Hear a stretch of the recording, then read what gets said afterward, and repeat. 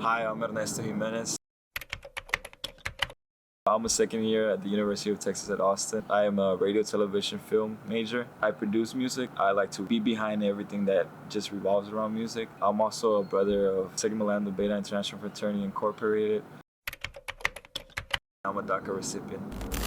In a few hours, Attorney General Jeff Sessions is expected to announce the end of a program protecting nearly 800,000 immigrants brought to the United States legally as children. I'm scared that my life might change. It makes absolutely no sense from an economic standpoint, never mind the fact that this is America. This is a place where we should welcome people like this. If they don't do something, they are going to suffer at the polls.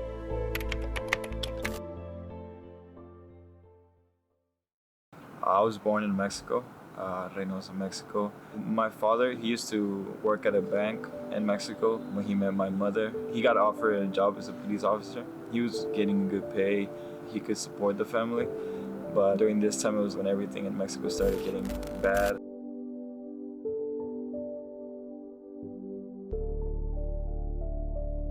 My father, he knew that if he would stay there with the family, that he'll end up either being like taken in or killed. So he decided to just move. All his family was there. His dad was very sick. Years later, his mom passed away too. So he had to sacrifice all that and just bring us to this side of the border. Growing up, I didn't know what an immigrant was. You know, you're just a kid. You don't worry about those things. My parents never told me you're an immigrant, you weren't born here. But I knew my parents weren't from the U.S. For example, we got stopped and they handcuffed my dad in front of me. It was little stuff like that that kind of gave me into knowing that I have certain things to deal with. It was just difficult growing up because I didn't have the resources that many other people would have for it. DACA is just a permit. It was put in during the era of President Obama. So it just stands for Deferred Action for Childhood Arrivals. The way it works is that any person who is referred to as an immigrant that comes from another country, he or she could apply for a permit. And what this permit does is that for 2 years, you're just here, not permanently, but temporarily. There's more to it. You have to get a lawyer. You have to pay the fee for your immigration. And then there's a certain fee for the lawyer. So I had to pay like $1,500. And that was just me. If immigration finds any little piece wrong with your paper or anything that they feel that is not right, they completely deny your application.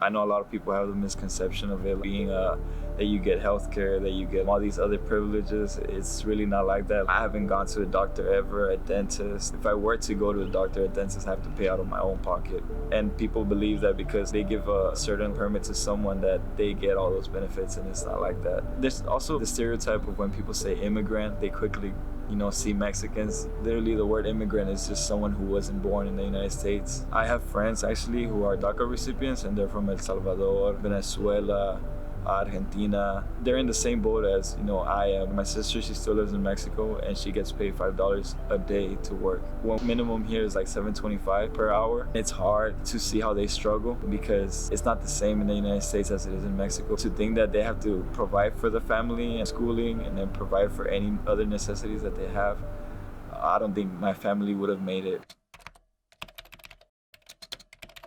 When President Donald Trump announced that he was going to revoke DACA, and I was in class actually, I have this app on my phone where the news just pops up. So I saw something, but I didn't pay much attention.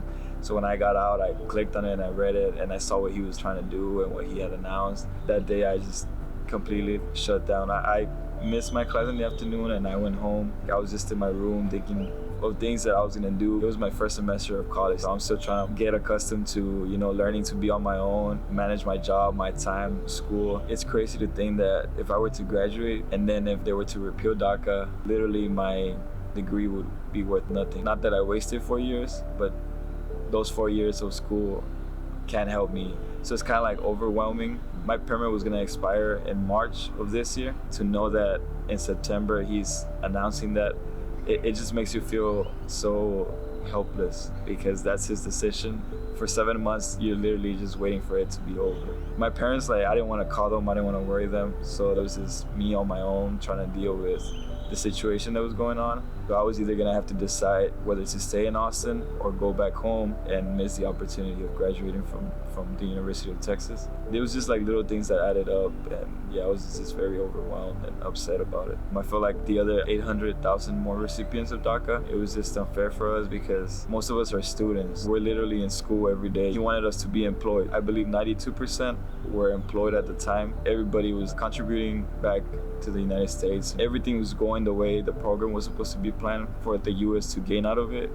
And for him to just come and like take that all away, it was just stupid of his part. I would have understood if we were contributing back or making the most out of a simple permit, but we literally were doing more than we could with that permit.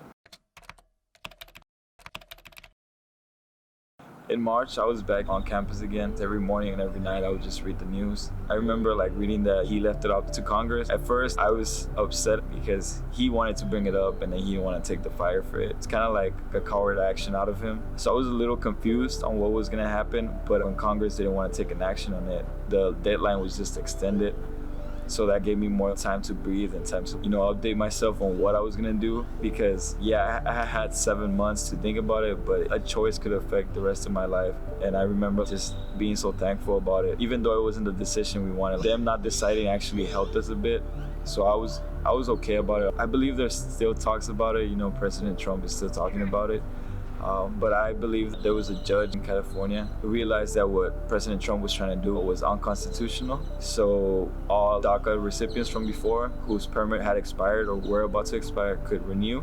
But I believe that there was a certain timeline that the judge gave him. I believe it was a year where he cannot say that it's going to be taken away. So we're literally safe for a year, but I'm pretty sure there's ideas popping up for when the time comes. I've had this talk with several of my friends where it's hard when stuff goes down, when stuff goes south. Everybody's talking about it. Everybody wants to be part of the conversation. Just because we have a year of certainty, but it's still uncertain. And I just want people to understand that this permit is not forever. My permit literally expires in 2020.